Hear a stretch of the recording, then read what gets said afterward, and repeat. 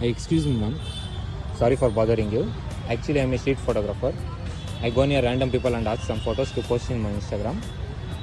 If you don't mind, can you click your photos? You are looking absolutely pretty. My name is Ravi. ನಿಮ್ಮ ಹೆಸರು ತಿಳ್ಕೊಬೋದಾ? ಸೌಂದರ್ಯ. ಎಲ್ಲಿಂದ ಬಂದಿದ್ದೀರಾ? ತೀರ್ಥಹಳ್ಳಿ. ತೀರ್ಥಹಳ್ಳಿ. ಏನು ಮಾಡ್ತಿದ್ದೀರಾ ಲೈಫಲ್ಲಿ? Student engineer. ಓಕೆ.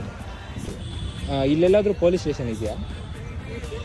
ನಿಮ್ಮನ್ನು ನೋಡಿದ ತಕ್ಷಣ ನನ್ನ ಮನಸ್ಸು ಕಳೆದೋದೆ. ಅಯ್ಯೋ.